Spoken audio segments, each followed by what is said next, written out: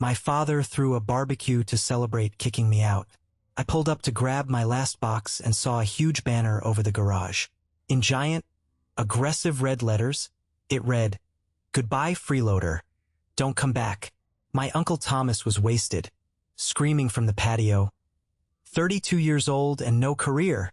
Your poor mother had to feed your lazy ass for years. My brother Carter threw a half-eaten hot dog at my car.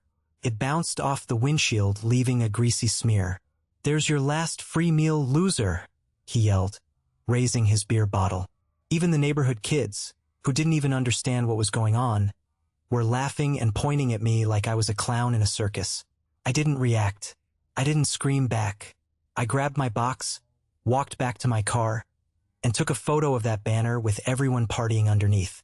2 weeks later, Carter texted, "Talk now. We need you." Uncle Thomas left voicemails crying, "Buddy, I was drunk. I didn't mean any of it." And my dad, my proud, arrogant dad texted, "Call me back, please. I'm begging you." Before I tell you about the absolute disaster that hit them and how I turned their world upside down, let me know where you are watching from in the comments. I remember the smell of that Saturday afternoon. It was a mix of cheap charcoal, roasting meat, and stale beer. Country music was blaring from the outdoor speakers I had bought for my dad 2 Christmases ago. The irony wasn't lost on me. I stood there in the driveway, my hands gripping the steering wheel of my modest sedan, just absorbing the scene. It was a neighborhood festival, and I was the human sacrifice. I stepped out of the car, the gravel crunching under my boots. The music seemed to dial down just enough so everyone could hear Uncle Thomas slurring his words. Thomas was a bitter man, bleeding money from a nasty divorce and fighting a losing custody battle over his 2 teenagers. He was always looking for someone to look down on to make his own miserable life feel a little bigger. Today, that someone was me. "Look who finally decided to wake up," Thomas hollered, nearly spilling his drink over the porch railing. "Hope you packed your video games, kid. Real life is gonna eat you alive." I kept my face completely blank. A stone wall. Inside, my chest felt like it was wrapped in barbed wire, but I refused to give them the satisfaction of seeing me bleed. I walked past the grill where my father, Robert, stood wearing a ridiculous apron that said, "The Boss." He didn't say a word to me. He just stood there, flipping burgers, wearing a smug, self-satisfied smirk. He looked at me like I was a stain on his driveway. Carter, my younger brother, the absolute golden boy of the family, was leaning against his brand new Porsche Macan, a car I knew for a fact he couldn't afford. He was the one who threw the hot dog. The grease was still sliding down my windshield. "Don't trip on your way out, Mason," Carter sneered, adjusting his expensive sunglasses. "And don't ask to sleep on my couch when you go broke." I walked through the side door, into the laundry room, and picked up the last cardboard box. On top of the box was a sticky note in my dad's handwriting. It read, "Starter Kit." Inside was a single pack of ramen noodles, a half-used roll of trash bags, and a printed list of low-income apartments in the next town over. It was so petty, so theatrical, that I almost laughed out loud. I carried the box outside. The laughter flared up again as I walked back to my car. I popped the trunk, placed the box inside, and shut it gently. Then, I pulled my phone out of my pocket. I stepped back, framing the shot perfectly. I made sure to get the giant "Goodbye Freeloader" banner, the smoking grill, Uncle Thomas raising his beer, Carter laughing, and my father's smug face. My dad finally spoke up, his voice dripping with condescension. "What are you doing, Mason?" "Collecting evidence for your therapist." I lowered the phone, looked him dead in the eye, and said in a voice as calm as a frozen lake, "No." I was 29 at the time, living in Chicago, working as a highly paid freelance project manager for tech startups. I made a fantastic salary, had my own life, and was doing incredibly well. But I loved my mother, and I made the promise. A month after the funeral, I moved back to our small town in Ohio to keep an eye on my dad. I thought I would stay for a few months, help him transition, maybe organize his paperwork, and head back to the city. I moved back into my childhood bedroom, set up my computer monitors, and continued running my freelance business remotely. It took exactly 3 weeks for me to realize that Harris Furniture wasn't just struggling.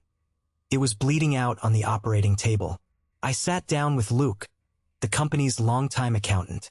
Luke was a nervous guy who always looked like he hadn't slept in a week. He slid a stack of ledgers across his desk, his hands shaking slightly. "Mason," Luke said, his voice dropping to a whisper even though we were the only ones in the office. "Your dad. He's running this place into the ground. Since your mom passed, he's missed 2 tax filings. The raw material suppliers have put us on a cash-only basis because he bounced 3 checks. The commercial insurance policy is about to be canceled for non-payment." I stared at the numbers. They were catastrophic. My dad, Robert, was a proud, stubborn man. He was great at building wooden cabinets, but he was absolutely useless at managing cash flow. Instead of cutting costs, he blamed the economy. He blamed lazy workers. He blamed everything but the mirror. "If the bank sees these financials," Luke warned, wiping sweat from his forehead, "they'll pull the business line of credit. If that happens, Harris Furniture closes its doors by Friday. The factory workers lose their jobs. Your dad loses the house." I felt the weight of my mother's dying wish pressing down on my chest. Protect the family. I didn't confront my dad. I knew his ego couldn't handle the humiliation of his son bailing him out. He would rather go bankrupt than admit he needed my help. So, I did the only thing I could think of. I went to the bank. Because of my incredibly high credit score and my substantial freelance income, I was able to set up a new limited liability company, an LLC entirely in my name. Behind the scenes, I quietly took over. I became the personal guarantor for Harris Furniture's entire line of credit. I paid the overdue tax bills out of my own savings. I linked my personal credit cards to the factory's software subscriptions, the delivery truck insurance, and the utility bills. I even started covering the salary of the factory foreman out of my own pocket just to keep the production line moving. Over the course of 30 months, I pumped over $120,000 of my own money into keeping my father's illusion of success alive. Nobody knew. Not Uncle Thomas, who was always hanging around the office looking for handouts to pay for his divorce lawyer. Not the factory workers, and certainly not my dad. To the outside world, Harris Furniture had miraculously bounced back. My dad walked around town with his chest puffed out, accepting handshakes and praises for steering the ship through the storm. And what did I get for saving his legacy? Contempt. Because I worked remotely, my dad didn't view my job as real work. To a guy who spent 40 years breathing sawdust, sitting at a keyboard wasn't a career. It was a hobby. He saw me in the kitchen at 11 a.m. getting a coffee and assumed I was unemployed. He convinced himself that the only reason I lived at home was because I couldn't afford rent. The savior of his company was, in his eyes, nothing more than a pathetic freeloader. The disrespect was a slow, dripping poison, but it became unbearable when my brother Carter moved back into the picture. Carter is 2 years younger than me, and he has always been my father's golden child. If Carter sneezed, my dad would buy him a tissue factory. Carter had coasted through life on a winning smile and a terrifying lack of accountability.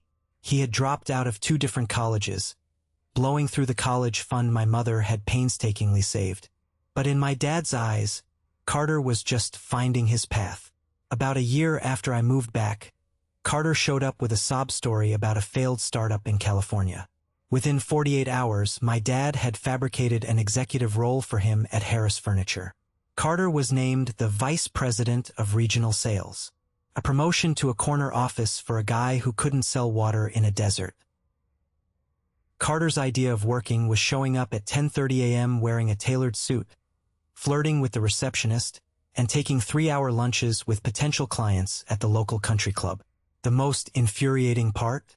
Carter convinced my dad that to project success, the vice president of sales needed a company car. Not a sensible sedan, a Porsche Macan. And my father, completely blind to the financial reality of his own business, agreed. He signed the lease agreement. But what Robert didn't know was that the lease was instantly rejected by the dealership because the company's credit was garbage. Luke, the accountant, called me in a panic. Mason, they're going to deny the car lease. Your dad is going to start digging into the financials to figure out why. He's going to unravel everything we've been hiding. So, to protect the secret, to protect my dad's ego, I used my personal credit to back the lease on my lazy brother's luxury SUV. Every time I heard the engine of that Porsche roar into the driveway, it felt like a slap in the face. I was literally paying for my brother to drive a sports car while he treated me like garbage. The dinner table became a daily psychological warfare zone. I remember one Tuesday evening vividly. We were eating pot roast. Carter was talking loudly about a huge account he was this close to landing. It was total fiction. I had access to the CRM software. Carter hadn't logged a single legitimate lead in 4 months. That's my boy, my dad beamed, clapping Carter on the shoulder. That's how you hustle. You have to be out there in the trenches, shaking hands, making things happen. My dad then turned his gaze to me. His smile vanished, replaced by a look of sheer exhaustion, as if my very existence was a heavy burden he was forced to carry. He reached into his shirt pocket, pulled out a folded envelope, and tossed it across the table. It landed on my plate, soaking up some gravy.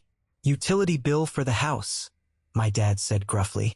Since you're home all day using up the electricity, the least you could do is chip in. If you can scrape together a few bucks from your computer games or whatever it is you do in your room all day. I stared at the envelope. I was currently running 3 massive tech deployments for companies in Silicon Valley. I had made more money before lunch that day than Harris Furniture had made in the entire month. More importantly, the house's electricity, water, internet, and property taxes were all linked to my credit card on autopay. He was handing me a bill I had already paid. Carter laughed around a mouthful of potatoes. Don't stress him out, Dad. Mason's busy fighting virtual dragons. Maybe he can pay you in gold coins. My jaw tightened. A muscle fluttered in my cheek. I wanted to scream. I wanted to pull out my bank statements, slam them on the table, and watch their smug faces melt into horror. I wanted to yell, I own you. I own that car. I own the roof over your head. But I didn't. I just picked up the gravy-stained envelope, wiped it off with a napkin, and put it in my pocket. I'll take care of it, Dad, I said quietly. See that you do, my dad muttered, turning back to Carter. Now, tell me more about this golf tournament you're hosting for the clients next week. I sat there chewing my food, tasting absolutely nothing. The promise to my mother was becoming a prison sentence. I was burning myself alive to keep them warm, and they were complaining about the smoke. Every man has a breaking point, a moment where the scale tips, the illusion shatters, and you realize you've been playing by rules that only apply to you. My breaking point didn't happen during a screaming match. It happened on a quiet, breezy Thursday night. It was around 1 a.m. I was in the kitchen getting a glass of water after finishing a marathon coding session. The house was completely dark, but I heard the faint murmur of voices coming from the back patio. The sliding glass door was open a crack to let the evening breeze in. I walked quietly toward the door, intending to shut it, when I heard my name. It was Uncle Thomas. He sounded a few beers deep, his voice raspy and loud. I'm telling you, Robert, you're looking at this all wrong. The boy is 32 years old. He has no wife, no real job, and he's hiding in your house. It's pathetic. He's making the family look bad. I froze. I pressed my back against the wall next to the sliding door, holding my breath. I know, Thomas. My dad sighed heavily. The sound of a lighter flicked, followed by the smell of cigar smoke drifting into the kitchen. It keeps me up at night. I don't know where I went wrong with him. His mother babied him too much. Now he's just soft, a freeloader. You need to show him tough love, Uncle Thomas pressed, leaning into his agenda. You're bleeding cash right now, Bob. You've got the factory overhead. You're paying me for the consulting work. Thomas didn't consult on anything. He just collected a check. And you're feeding a grown man. Cut the dead weight. Then Carter's voice chimed in. I didn't even know he was out there. Honestly, Dad, it's getting embarrassing. I had clients over last week, and Mason was just sitting on the porch in sweatpants looking at his laptop. It projects a bad image for the company. Plus, Carter paused, and I could hear the greed in his voice. If we kick him out, I could knock down the wall between his room and the guest room. Make a proper master suite. Maybe put a home gym in there. It would really help me decompress after closing all these deals. A home gym. My brother wanted to throw me out onto the street so he could have a place to put a treadmill he would never use. I waited for my father to defend me. I waited for him to say, no, he's my son. He stays as long as he needs. I waited for the man I had secretly saved from absolute ruin to show a single ounce of loyalty. You make a fair point, Carter, my dad said slowly. A man needs space to grow. Letting Mason stay here is stunting him. If I force him out, maybe he'll finally wake up and get a real job. Hit rock bottom, build character. Yeah. I'll give him an eviction notice at the end of the month. Cheers to that, Uncle Thomas grunted. I heard the clinking of glass bottles. They were drinking to my eviction. I stood in the dark kitchen, the glass of water trembling in my hand. I didn't feel sad. I didn't feel the sting of rejection. I felt a cold, terrifying clarity wash over my entire body. The barbed wire around my chest snapped. The heavy burden of my mother's dying wish dissolved into thin air. Protect the family. I had protected them. But they weren't family anymore. They were parasites. I didn't storm outside. I didn't confront them. I poured the water down the sink, walked silently back to my bedroom, and locked the door. I sat down at my desk and opened my laptop. The glow of the screen illuminated the dark room. I opened a new spreadsheet. I titled it Operation Ripcord. For the next 4 hours, I didn't sleep. I meticulously documented every single financial tether connecting me to Robert, Carter, Thomas, and Harris Furniture. Every credit card, every auto pay, every insurance policy, every vendor account. The list was staggering. I had built a massive, invisible scaffolding holding their entire world up. I looked at the numbers. If I pulled my support suddenly, it wouldn't just be a bump in the road for them. It would be an absolute, unmitigated financial apocalypse. The factory would seize up in days. The house would default. The Porsche would be repossessed. I stared at the screen, my jaw set, a single vein throbbing in my temple. They wanted me gone. They wanted to see me hit rock bottom. All right, Dad, I whispered to the empty room. You want to play tough love? Let's play. The next morning, I drove into the city to meet with David. David wasn't just my best friend from college. He was a shark of a corporate lawyer and my personal financial advisor. He was the only person on earth, besides Luke the accountant, who knew the full extent of the financial web I had woven to save my father. We met at a high-end steakhouse. I slid my laptop across the white tablecloth and opened the Operation Ripcord spreadsheet. David adjusted his glasses, scanning the rows of data. He let out a low whistle. Mason, I've been telling you to cut them off for 2 years. This is financial masochism. But, he looked up, his eyes serious. If you execute this, if you pull your personal guarantee from the business line of credit and cancel these cards, you understand what happens, right? Tell me, I said, my voice devoid of emotion. Say it out loud so I know it's real. Harris Furniture is a zombie company, David explained, leaning forward. It's legally dead, animated only by your credit score. The second you revoke your guarantor status, the bank's automated risk algorithms will flag the account. Within 24 to 48 hours, the bank will freeze all operating accounts. Every check your dad writes will bounce. The suppliers, who already don't trust him, will issue stop shipment orders. The insurance policies will lapse, meaning he legally can't operate heavy machinery or put delivery trucks on the road. And Carter's car? I asked. David smirked. The Porsche lease is tied to the corporate account, which is guaranteed by you.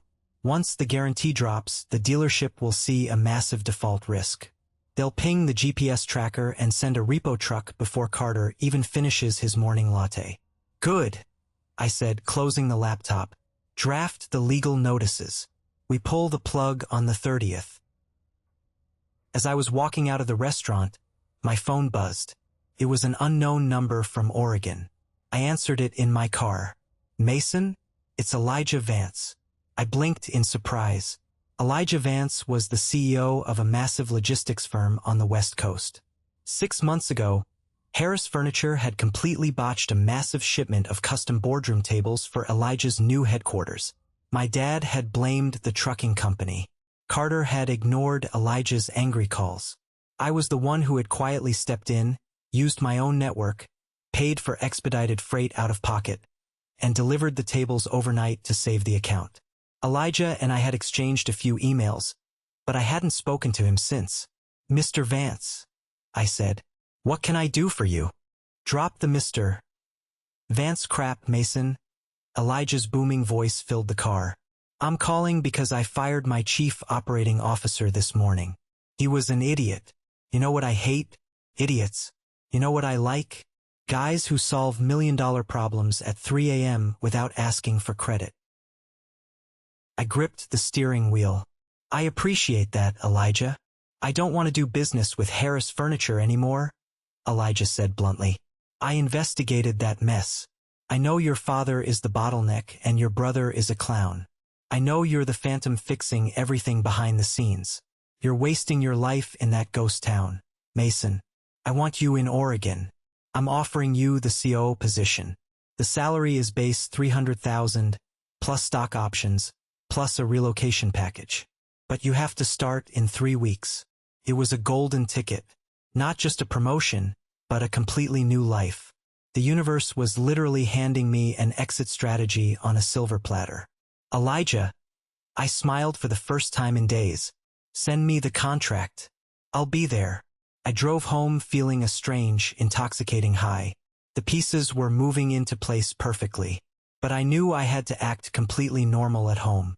I couldn't let my dad or Carter smell the smoke before the fire started. When I walked into the house, my dad was sitting in his recliner, watching a baseball game. He didn't even look away from the TV. "Trash needs taking out, Mason," he grunted. "Try to contribute something around here." I looked at the back of his head. I thought about the $300,000 salary I had just accepted. I thought about the nuclear bomb sitting in my lawyer's outbox, waiting for my signal. "Sure thing, Dad," I said cheerfully. I tied up the trash bag, carried it outside, and threw it in the bin. I was taking out the trash, all right? Just not the way he thought.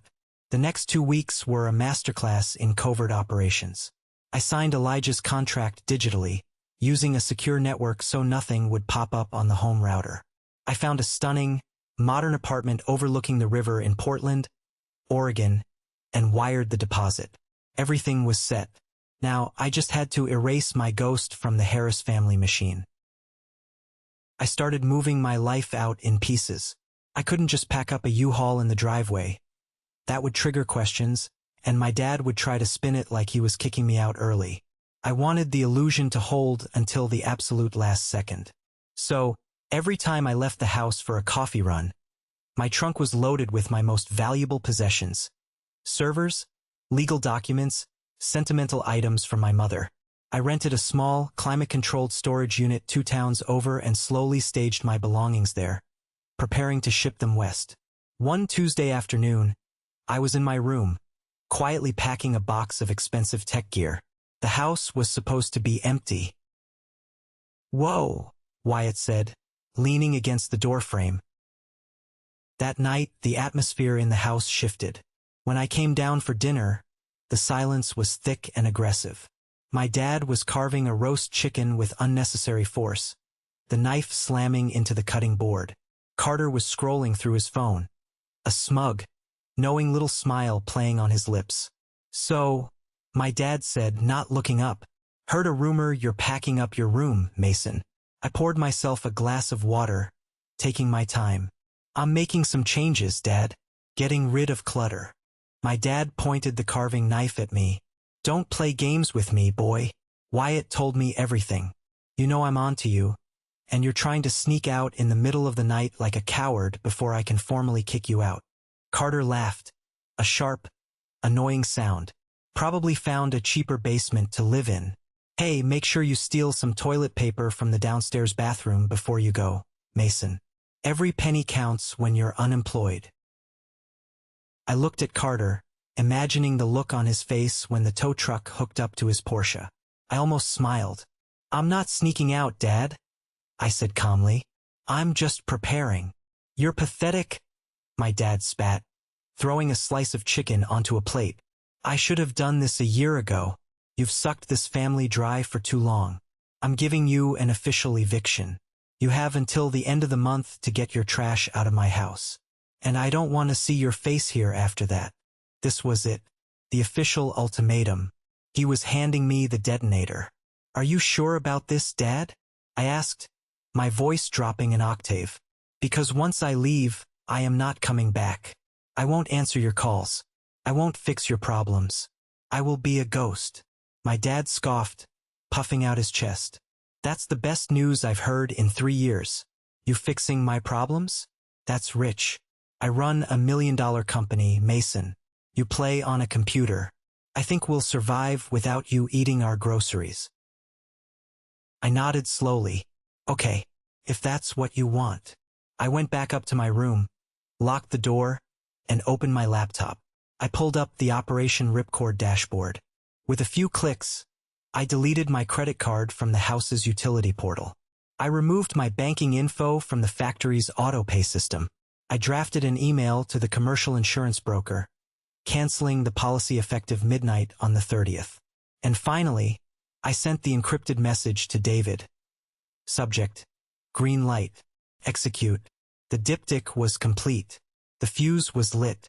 The morning of the barbecue, the day I officially moved out, was surreal. I had spent the previous 2 days shipping my life to Oregon.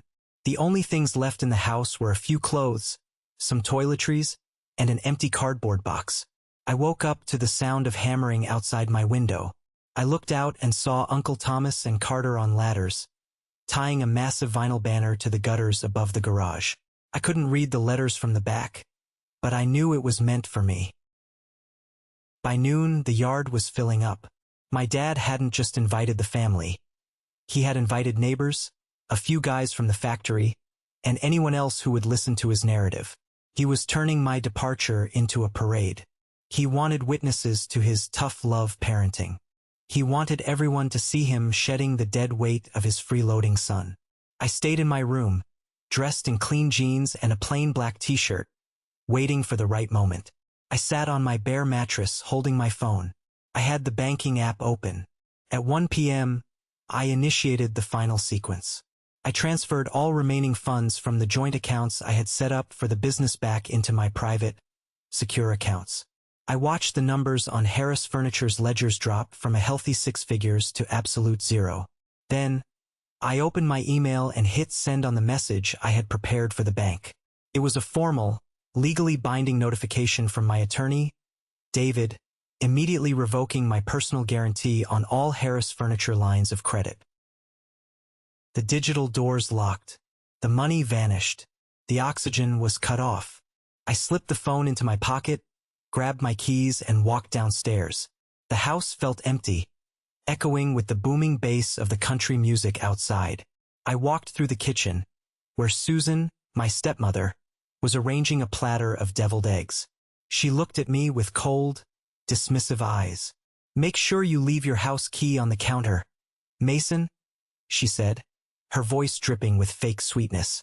"And don't take any of the good Tupperware. You didn't buy it." "Keep the Tupperware, Susan," I said softly. I placed my house key precisely in the center of the kitchen island. The metallic clink sounded incredibly final. I walked out the side door, into the glaring sunlight and the suffocating smell of barbecue smoke. The music was deafening. That's when I saw the banner in full view. "Goodbye, freeloader. Don't come back." The cruelty of it was breathtaking. They hadn't just wanted me to leave. They wanted to humiliate me. They wanted to strip me of any dignity I had left. Uncle Thomas spotted me first. He was already swaying, a red plastic cup crushed in his fist. "Hey everybody, the ghost is awake," he hollered, slurring heavily. "Look at him, 32 years old, carrying his little box of failure. Conversations stopped. Heads turned. People I had known since childhood, neighbors I had waved to, were now staring at me with amusement or pity. Carter detached himself from his friends by the Porsche. He grabbed a hot dog from a paper plate and launched it at my car. It hit the windshield with a wet smack. "There's your last free meal, loser," Carter yelled, high-fiving Wyatt. "Have fun living in your car." I stopped halfway down the driveway. I looked at my brother, dressed in designer clothes paid for by a company that was currently flatlining. I looked at Uncle Thomas, whose legal fees I had secretly covered last year so he wouldn't go to jail for back child support. And I looked at my father, Robert. He was standing by the grill, holding a pair of tongs like a scepter. He wasn't laughing, but he was smiling. A deeply satisfied, arrogant smile. He thought he had won. He thought he was the king of the castle, finally purging the peasant. He called out over the music, his voice carrying the authority he so desperately craved. "I told you, Mason, you need to learn how the real world works. You need to learn how to stand on your own 2 feet, without bleeding your family dry. Maybe someday you'll thank me for this." I didn't blink. I didn't raise my voice. The absolute certainty of their impending doom wrapped around me like a warm blanket. "Do you want me gone quietly, Dad?" I asked, my voice cutting through the noise with chilling precision. "Or do you want an audience?" My dad widened his stance, gesturing to the crowd. "I want them all to see. I want everyone to know that Harris men pull their own weight. We don't tolerate leeches." "Okay," I said. "Remember that." That's when I took the photo, the flash of reality freezing their arrogance in time. I got in my car and drove away, leaving them to feast on a corpse they didn't know was already rotting. As I drove away from the house, the booming bass of the country music slowly faded, replaced by the hum of my tires on the asphalt. The greasy smear from Carter's hot dog was still on my windshield. I hit the wiper fluid, watching the soapy water wipe away the mess, leaving the glass crystal clear. Felt metaphorical. I was wiping them away. I didn't feel anger anymore. Anger requires an emotional investment, and I had just liquidated all my emotional stock in the Harris family. What I felt was a profound, terrifying sense of freedom. I pulled into a gas station a few miles down the road to fill up the tank for the long drive to Oregon. While the pump was running, I opened the trunk and looked at the cardboard box my stepmother had left for me. The starter kit. I picked up the pack of cheap ramen noodles, the half roll of garbage bags, and the printed list of Section 8 housing. I looked at them for a long moment. This was what they thought of me. This was my value in their eyes. A joke. A punchline to make them feel superior. I walked over to the large industrial trash can next to the gas pumps and dumped the entire box inside. I watched it tumble down into the dark, mixing with empty soda cups and cigarette wrappers, exactly where it belonged. I got back in my car, connected my phone to the Bluetooth, and queued up a playlist. I put the car in drive and merged onto the interstate. The sun was beginning to set, casting a golden hue over the horizon. I was heading west. I was heading toward a $300,000 salary, a corner office, and a life where I didn't have to hide my success to protect a fragile man's ego. For the next 3 days, there was absolute silence from Ohio. I knew why. The weekend was a buffer. Banks are closed on Sundays. Automated clearing houses don't process massive withdrawals until Monday morning. For 72 hours, the illusion held. My father probably woke up on Sunday morning, drank his coffee, and felt a deep sense of peace, believing he had finally fixed his life by amputating me. Carter probably took his Porsche out for a spin, blasting music, secure in his fake title of vice president. They were living in a cartoon where the coyote runs off the cliff but hasn't looked down yet. Gravity hadn't noticed them. I spent those 3 days driving across the country. I watched the landscape change from the flat plains of the Midwest to the towering peaks of the Rockies. Every mile I put between myself and that driveway felt like shedding a physical weight. I arrived in Portland late Sunday night. The apartment I had rented was flawless. Floor-to-ceiling windows overlooking the Willamette River, sleek hardwood floors, and absolute, pristine silence. No Uncle Thomas crashing on the couch. No Carter demanding I turn down my computer noises. No Robert throwing utility bills at me. I ordered expensive sushi, poured myself a glass of scotch, and sat by the window, watching the city lights reflect on the water. I had my laptop open on the kitchen island, but not for work. I had the banking apps open. I was watching the digital tripwires I had set. At midnight Pacific time, 3 a.m. Eastern time on Monday, the first alarm tripped. My phone buzzed with an automated alert from the commercial insurance broker. Notice of cancellation, commercial auto and liability policy for Harris Furniture LLC. Reason, non-payment. Effective immediately. I took a sip of my scotch. The delivery trucks were now legally grounded. If my dad put a driver behind the wheel in the morning, he was committing a felony. 10 minutes later, another alert. The cloud-based inventory management software, the system that ran the entire factory floor, failed its auto-renewal charge. The account was suspended. The dominoes were beginning to fall. The scaffolding had been removed. The mansion was built on quicksand, and the rain had just started. I closed the laptop, finished my drink, and went to bed. I slept deeply and without a single dream for the first time in 3 years. I knew that when the sun came up, the explosion in Ohio would be deafening. And for the first time, I wouldn't be there to jump on the grenade. Monday morning, 8 a.m. Eastern Time, the bloodbath commenced. I was sitting in a trendy coffee shop in downtown Portland, sipping an artisanal cold brew, reviewing my onboarding documents for Elijah's company. My phone was face up on the table. I had turned the ringer on, but I hadn't unblocked anyone yet. I wanted to watch the calls come in, not answer them. At 8:15 a.m., the screen lit up. Uncle Thomas. He called once, then twice, then a third time back to back. I could visualize exactly what was happening. Thomas was supposed to pick up a load of premium oak lumber from the supplier across town. He would have pulled the company truck up to the loading dock, walked into the office with his usual arrogant swagger, and slapped the company credit card on the counter. Except the card wouldn't swipe. Declined.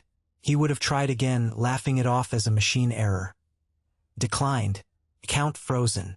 The supplier, who had been burned by my dad's bounce checks years ago before I stepped in, would immediately halt the forklift. No would goes on the truck without cash. Thomas, panicking and embarrassed in front of the warehouse guys, would call the only person who always fixed his money problems. Me. I watched the phone stop ringing. A voicemail icon popped up. I didn't listen to it. At 9 a.m., the factory floor operations would have started. Or tried to. Gabriel, the factory foreman, a good guy who I actually felt slightly bad for, would boot up the main computer to print the day's cut lists and shipping labels. He would be met with a bright red screen. Account suspended. Contact billing. Without that software, the factory was blind. No one knew what to build, what to ship, or who to bill. Gabriel would march straight into my dad's office, interrupting Robert's morning coffee, demanding to know why the system was down. At 9:30 a.m., my phone lit up again. This time it was Carter. He called 5 times in the span of 10 minutes. Then, a flurry of text messages flooded my screen. Carter. Mason, pick up your phone. Carter. The Wi-Fi at the house is down. Did you forget to pay the bill? Carter. Bro, seriously. I have a Zoom call with a client in 10 minutes. Fix the internet. I smiled, taking a bite of a croissant. Carter's fake Zoom call was the least of his problems. I knew what was coming next for the golden boy. At 10:45 a.m., the heavy artillery hit. My phone vibrated violently, sliding across the cafe table. It wasn't Thomas. It wasn't Carter. It was Robert, my father. He didn't call once. He called 8 times in a row. I could picture the scene in his office perfectly. He would have called the bank, furious, demanding to know why his credit cards were declining and why his software was locked. He would have shouted at the poor customer service rep, pulling his, "I've been a loyal customer for 30 years" routine. And then the bank rep or the bank's lawyer would have looked at his screen and delivered the fatal blow. "Mr. Harris, I'm looking at your file. You don't have a line of credit. Your account has been operating under the personal financial guarantee of Mason Harris, LLC. That guarantee was formally revoked on Friday. Due to your company's abysmal credit history and lack of collateral, the automated system immediately froze all lines of credit to prevent further loss. You are currently overdrawn by $40,000.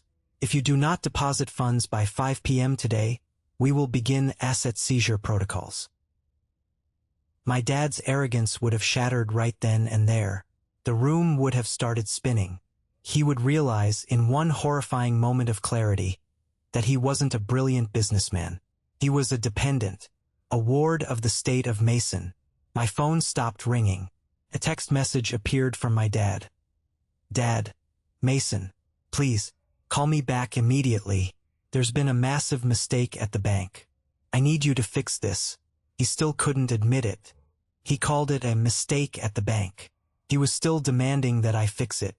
I picked up my phone, unlocked it, and typed a reply.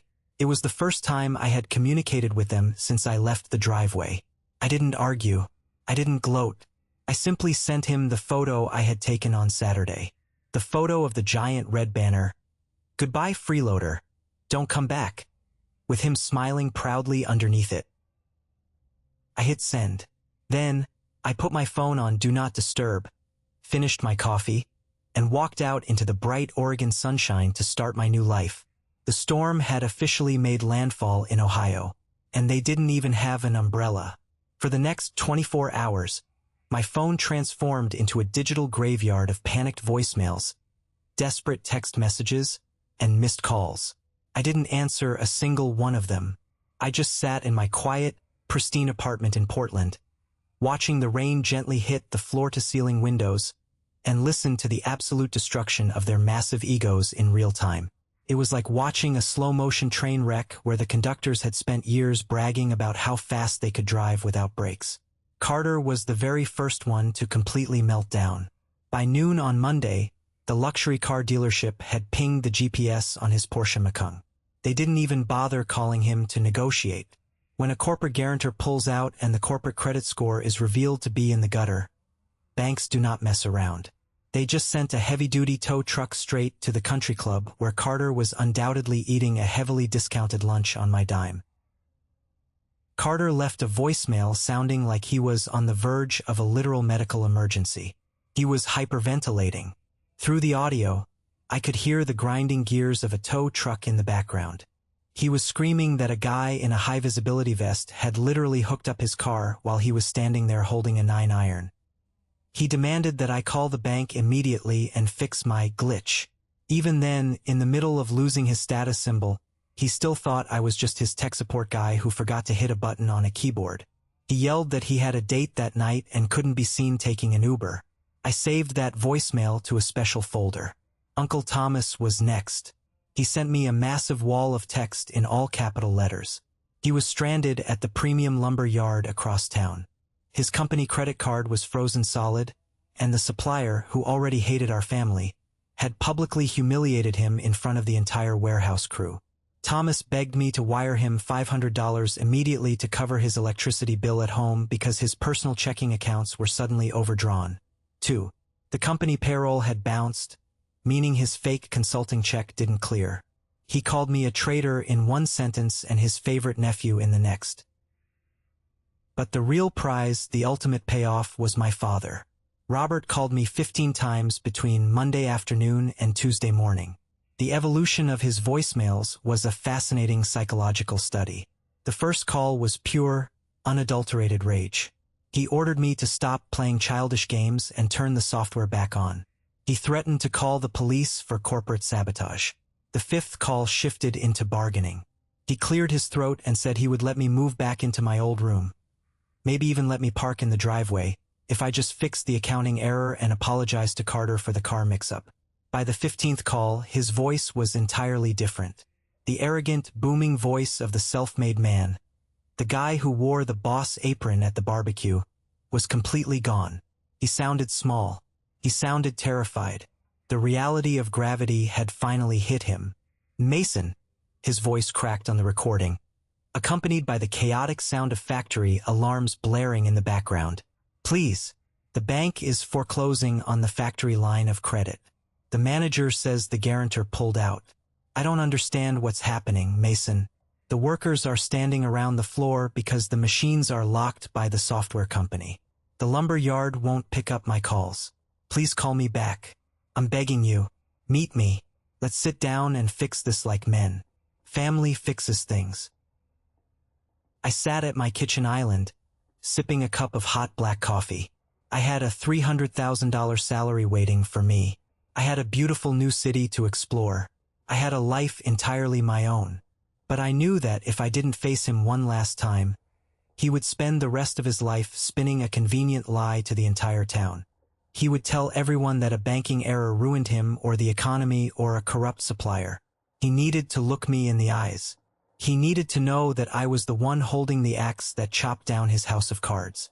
I opened my laptop, booked a red-eye flight back to Ohio for that night, and rented a car. I texted him a single address to a cheap, greasy highway diner halfway between his house and the regional airport. I told him to be there at exactly 7 a.m. on Wednesday. No pleasantries, no promises, just a time and a place. The diner smelled like burnt toast, stale coffee, and decades of regret. It was the kind of place truckers stopped at 3 in the morning to stay awake. The neon sign buzzed loudly against the gray, overcast Ohio morning. I parked my rental car and took a deep breath. I reached into the passenger seat and picked up a thick, securely bound folder. When I walked through the glass doors, they were already sitting in a cracked red vinyl booth in the back corner. Robert, Carter, and Uncle Thomas. They looked absolutely ruined. It had only been 4 days since the barbecue, but they looked like they had aged 10 years. Carter wasn't wearing his expensive designer sunglasses or his tailored suit. He wore a wrinkled hoodie and looked pale, constantly shaking his leg under the table. Thomas looked sweaty, his eyes bloodshot, clutching a ceramic coffee mug like it was a life preserver. And my dad sat slumped against the window, staring blankly at the tabletop. The deep wrinkles on his forehead were magnified by the harsh fluorescent lights. I walked over and slid into the booth across from them. I didn't say hello. I didn't order anything from the waitress who hovered nearby. I just placed the thick folder squarely on the Formica table. It was 31 pages long, printed on heavy stock paper. My dad looked up at me. His eyes were red-rimmed and desperate. Mason, thank God you came. Did you bring your laptop? The bank manager said something about an online portal. Can you get into the system right now and reverse this? We have a massive shipment due on Friday. I'm not here to fix your company, Dad, I said, my voice completely flat, devoid of any warmth or anger. I'm here to show you exactly what you threw away on Saturday. I tapped the thick folder with my index finger. This is an exhaustive internal financial audit. It was prepared by Luke, your accountant, and it has been fully verified by my corporate attorney in Chicago. It details every single dime, every line of credit, every vendor payment, and every insurance policy that has kept Harris Furniture breathing for the last 3 years. Carter scoffed, crossing his arms defensively. He tried to muster up his usual arrogance, but it fell completely flat. Oh great, the nerd brought a spreadsheet to a crisis. Mason, we don't need a stupid math lesson right now. We need you to fix the glitch you caused so I can get my car back. They literally dumped my golf clubs on the pavement. I didn't even look at Carter. He was a mosquito buzzing in the background of a hurricane. I kept my eyes locked entirely on my father. Open it, Dad, I commanded. It wasn't a request. Robert hesitated, his hands physically shaking as he reached out and flipped open the heavy cover. He stared at the first page. It was a summary of the utility bills for his own home. He flipped to the next page. It was a log of the factory's commercial insurance premiums. Page after page, his eyes scanned the highlighted debts, the paid invoices, the massive software subscriptions, and the emergency logistics fees. Next to every single massive number was the name of the payer, Mason Harris. He kept flipping. The silence in the diner was suffocating, broken only by the sound of the paper turning and Uncle Thomas breathing heavily. Robert saw the payroll reserves. He saw the legal fees I had paid to keep Thomas out of jail for back child support. He saw the down payment and the monthly lease transfers for Carter's Porsche. "Turn to the last page, Dad," I instructed quietly. He flipped a large chunk of paper over, landing on the final document. It was a copy of the formal legal notice my lawyer had sent to the regional bank on Friday afternoon. Robert read the legal jargon, his lips moving silently. His face drained of whatever color it had left. He looked up at me, his mouth opening and closing like he was suffocating. He couldn't form a sentence. "I don't understand," he finally whispered, his voice trembling so violently he sounded like a stranger. "This paper says, Mason Harris, LLC. It says you were the sole corporate guarantor." "That's exactly right," I said, leaning forward, resting my forearms on the table to close the distance. "Harris Furniture has been legally and financially dead for 36 months. Dad, your corporate credit score is absolute garbage. Your cash flow is completely non-existent. You haven't paid a single raw material supplier with your own money since Mom died." I did. I let the words hang in the air, watching them hit him like physical blows to the chest. "I put my personal assets on the line," I continued, my voice steady, slicing through the diner's ambient noise like a scalpel. "I created a limited liability company to legally back your entire operation from the shadows. I was your bank. I was your insurance policy. I was your safety net. I was the only reason you could walk around town pretending to be a successful, self-made businessman." Uncle Thomas dropped his coffee mug. It slammed onto the table, spilling hot black liquid across the vinyl. But nobody even flinched.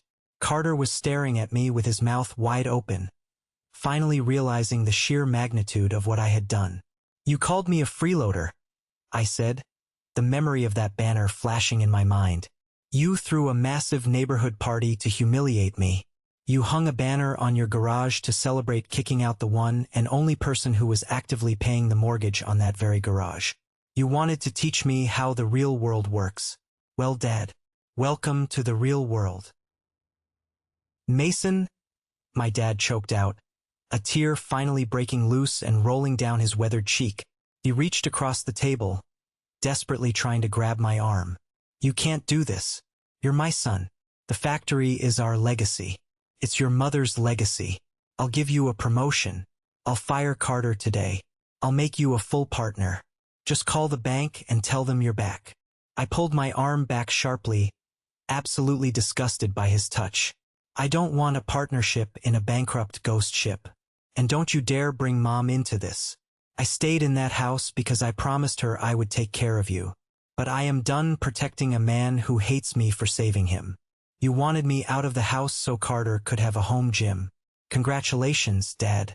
You have the whole house to yourselves now. At least you do until the bank auctions it off next month." My dad buried his face in his hands, letting out a gut-wrenching sob. It was the sound of a man watching his entire identity burn to the ground. Carter didn't say a word. For the first time in his miserable life, he was completely speechless. I stood up from the booth.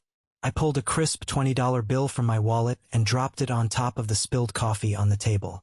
"There's your last free meal, Carter," I said, echoing the words he had screamed at me just 4 days prior.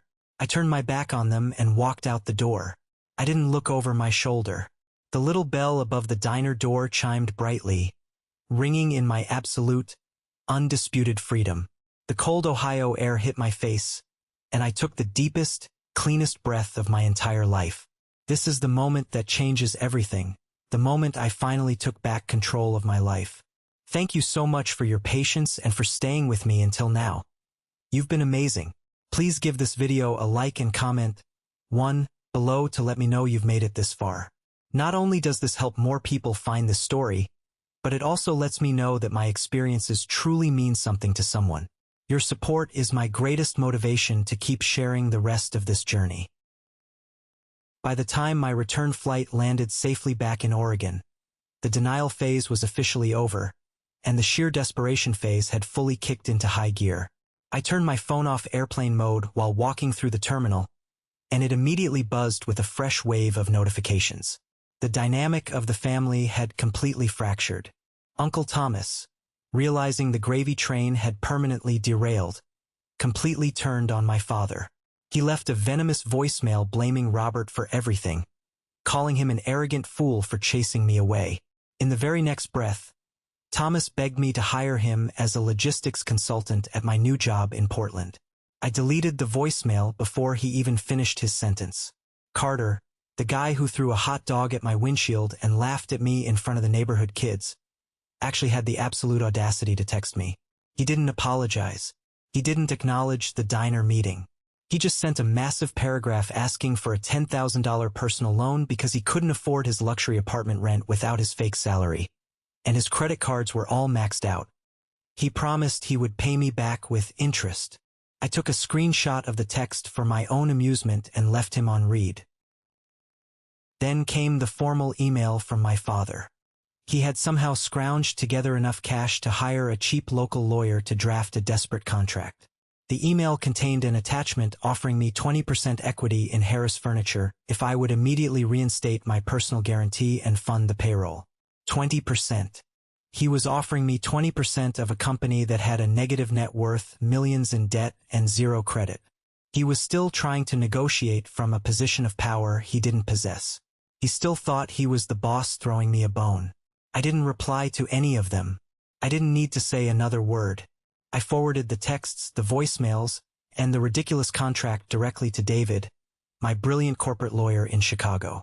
The very next morning, David sent formal cease and desist letters via certified overnight mail to Robert, Carter, and Thomas. The legal document was aggressive and ironclad. It clearly stated that any further attempts to contact me, harass me, or coerce me into financial agreements would be met with immediate and severe legal action, including suing for the massive undocumented loans I had provided them over the years. I drew a hard, permanent boundary in the concrete. I was no longer the family punching bag, I was no longer the invisible fix-it man, and I was definitely no longer their personal ATM. The cord was cut. Over the next few months, I got updates indirectly through Luke, the accountant. He was a smart guy and had managed to jump ship and find a new job at a reputable firm quickly. But he lived in the same town and kept a close eye on the smoldering wreckage of Harris Furniture. The fallout was nothing short of biblical. It was karma delivered on a silver platter. Without my credit backing the company, the regional bank moved in aggressively. They didn't offer payment plans.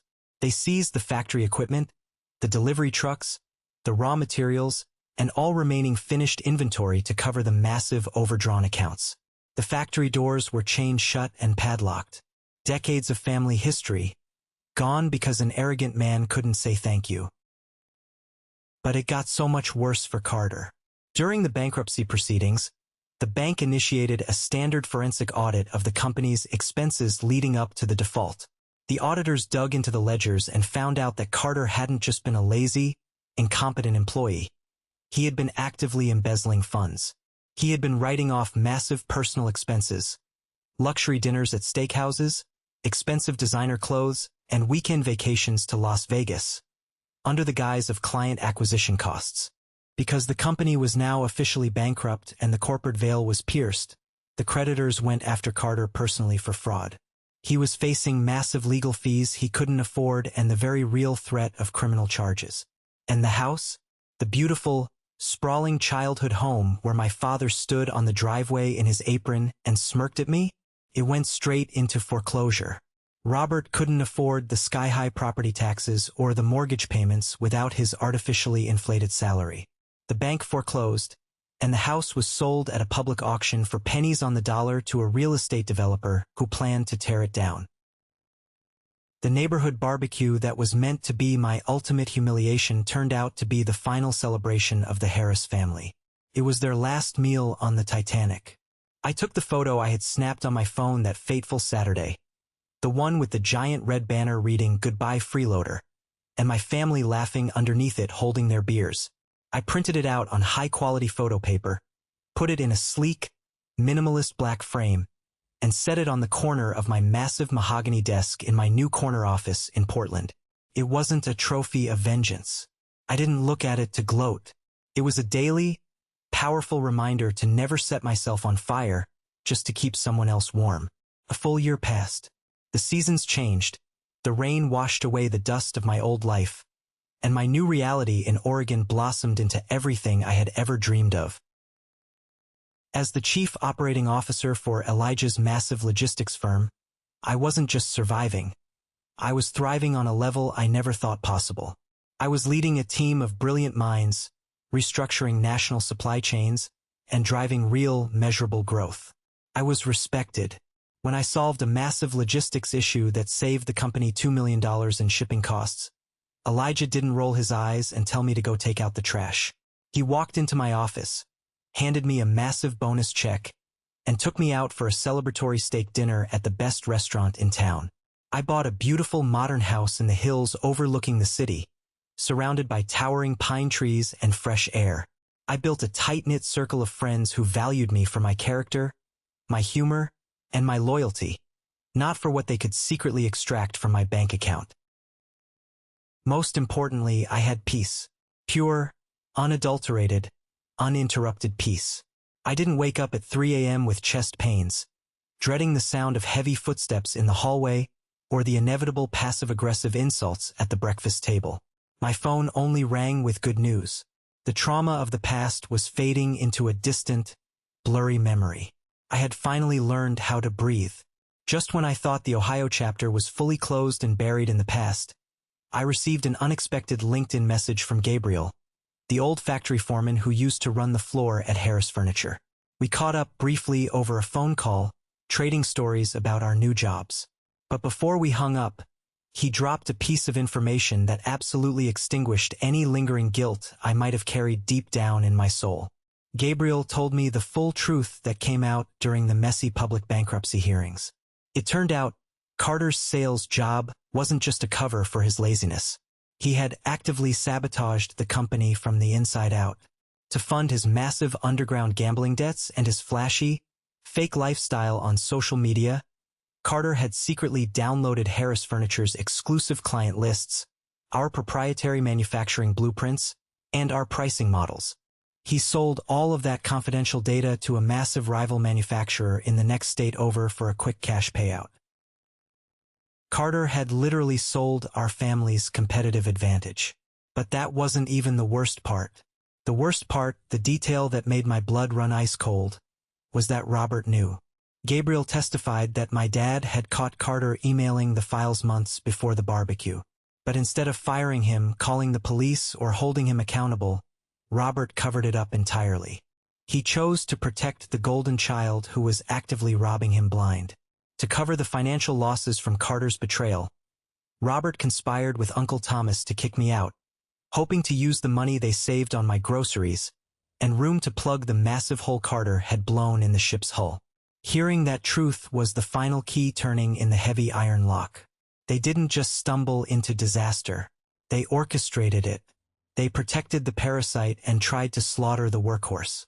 I hung up the phone with Gabriel feeling completely weightless. A few weeks after that conversation with Gabriel, I was sitting on my back patio on a beautiful Saturday evening. The sky was painted in shades of purple and orange as the sun set over the mountains. I had a glass of expensive wine in my hand and a good book on my lap. My phone rang. The caller ID showed an unknown local number from Ohio. Against my better judgment, curiosity got the best of me, and I answered it. Mason. The voice on the other end was weak, raspy, and sounded incredibly old. Took me a second to recognize it. It was Robert. He didn't sound angry or arrogant. He sounded utterly defeated. He told me he was currently living in a cramped, moldy, one-bedroom apartment on the bad side of town. He said Carter had moved out of state to avoid his legal issues and completely stopped returning his calls. Uncle Thomas was entirely out of the picture, having burned his bridges with everyone else. Robert was completely alone. I was going through some old cardboard boxes today. Mason, Robert said, his voice trembling slightly, trying to inject a tone of nostalgia that felt completely unearned. I found some of your mother's old handwritten recipe cards, the ones she used to make on Sundays. I thought, maybe you'd want them. Maybe you could fly out here to get them. We could go get dinner. Family is still family, right, son? I closed my eyes. It was a masterclass in manipulation. He was playing the ultimate victim card. He was using my dead mother's memory as emotional bait to try and reel me back into his miserable life because he had exhausted every other resource, burned every bridge, and alienated every person on the planet. He wanted a lifeline. I looked out at the beautiful horizon. I felt my pulse. It was completely calm. There was no anger, no resentment, no sadness. Just pity. Family is family, Dad, I said quietly, my voice firm and unwavering. But family doesn't hang a banner on the garage celebrating kicking out their savior. You made your choice in the driveway that day. You chose your audience. Now you have to live with them. I hung up the phone. I didn't block the number. I just deleted the call log. He was a ghost to me now, an echo of a life I no longer recognized. A few days later, a small, heavily insured package arrived at the reception desk of my office in Portland. It was from David, my lawyer back in Chicago. He had finally finished the absolute last of the legal severance paperwork with Robert's bankruptcy attorneys. Everything was officially dissolved. Inside the padded envelope was a small, dark blue velvet box. I took it into my office, shut the heavy glass door, and sat at my desk. I opened the box slowly. Resting on the velvet was an antique silver pocket watch. It was my mother's pocket watch. She had carried it with her everywhere she went. A family heirloom passed down from her grandfather. Robert had kept it locked away in a safe, but David had legally mandated its return to me as part of the settlement agreement since it belonged to her side of the family. I carefully lifted the heavy silver watch. Tucked underneath it in the box was a small, faded piece of paper. It was a note, written in my mother's elegant, sloping handwriting. I recognized it immediately. It read, "For Mason, my strong boy, keep ticking. Love, Mom." I sat alone in my corner office, holding the cold silver in my palm, feeling the intricate engravings on the casing. The tears came slowly at first and then all at once. But they weren't tears of sadness, and they certainly weren't tears of regret. They were tears of absolute, profound relief. A massive, suffocating weight lifted off my chest and dissolved into the air. I realized right then, looking at her handwriting, that I had kept my promise to her. I had protected the family for as long as there was a family worth protecting. I had given them my money, my time, and my sanity. But when they turned into monsters, when they actively plotted to destroy me to save the brother who was robbing them, I did the only thing a strong person could do. I protected myself. I was never the freeloader. I was the lifeboat, and when they decided to drill holes in the floorboards to see if I would sink, I simply stepped off the boat and let them drown in the mess they created. I didn't lose my family. I survived them. Thank you for sticking around and listening to my story. I hope this resonated with you in some way. It took me an incredibly long time, and a lot of painful lessons, to realize that setting boundaries isn't selfish. It's absolutely necessary for your own survival. You cannot save people who are determined to destroy themselves. Have you ever found yourself in a similar situation? Have you ever had to walk away from people you loved because they were taking advantage of you? Let me know your story in the comments. We can all learn from each other. Also, if you made it all the way to the very end of this video, you are officially part of the 1% Club. I want you to comment the letter W below. W stands for winner. That's our secret code to recognize the people who have the attention span, the empathy, and the dedication to listen to a real emotional story from start to finish. I read every single comment with a W in it, and I appreciate you more than you know. Please don't forget to hit that like button and follow the channel. We have a lot more stories to share, and I want you to be here for the next one. Stay strong, protect your peace, and I'll see you in the next video.